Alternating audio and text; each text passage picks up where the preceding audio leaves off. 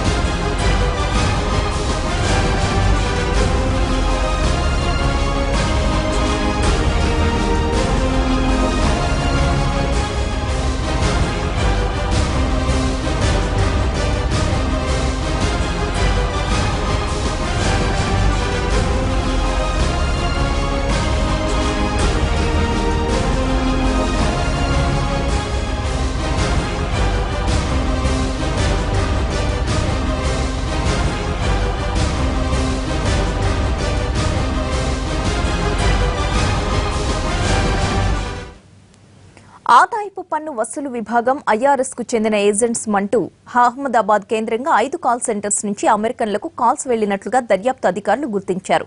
H Global, call Mantra, World Wide Solutions, Zorian Communications, Sharma BPO services call centres నుంచి ఈ phones అన్ని అహ్మదాబాద్ నుంచి వెళ్లాయి. బెదిరింపులకు పాల్పడి మనీ ఆర్డర్స్, నగదును తాము పేర్కొన్న బ్యాంక్ అకౌంట్స్ లో జమ చేయించారు IRS ఫేక్ ఏజెంట్లు.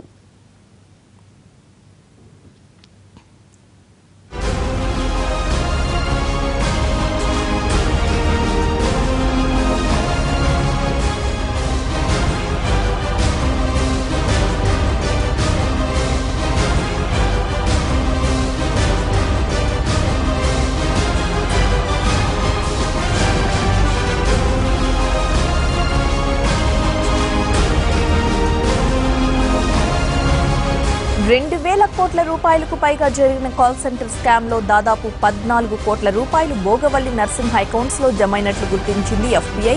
ఇర్వింగ్ పట్టణంలో tech dynamics industries, touch stone commodities industries పేరిట బ్యాంక్ ఆఫ్ అమెరికా, సిటీ బ్యాంకులలో 3 అకౌంట్స్ లో ఈ సొమ్ము జమైంది. ఈ 2 కంపెనీలు 3 ఖాతాలకు అధినేత భోగవల్లి నరసింహ. 2014 నవంబర్ నుంచి 2015 ఫిబ్రవరి వరకు భోగవల్లికి చెందిన బ్యాంక్ ఆఫ్ అమెరికా ఖాతాలో 11 కోట్ల 29 లక్షల రూపాయలు జమయ్యాయి. ఇందులో మనీ ఆర్డర్స్ కూడా ఉన్నాయి.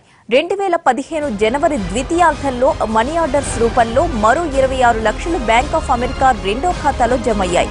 2014 నవంబర్ నుంచి 2015 ఫిబ్రవరి మధ్య కాలంలో సిటీ బ్యాంక్ అకౌంట్లో 66 లక్షల వరకు జమ అయ్యాయి. Export and import, technology, outsourcing, consulting సేవల్ని అందిస్తున్నట్లుగా కంపెనీ వెబ్సైట్లలో పేర్కొన్న భోగవల్లి నరసింహ తన ఖాతాల్లో జమైన సొమ్మును భారత్కు హవాలా మార్గాల్లో తరలించాడని FBI ప్రధాన అభియోగాన్ని మోపింది. చట్ట వ్యతిరేకంగా నగదు కార్యకలాపాలు నిర్వహించాడు అంటూ కేసు నమోదు చేసి అరెస్ట్ చేసింది. Texas state northern district magistrate ఎదుట హాజరుపరిచింది.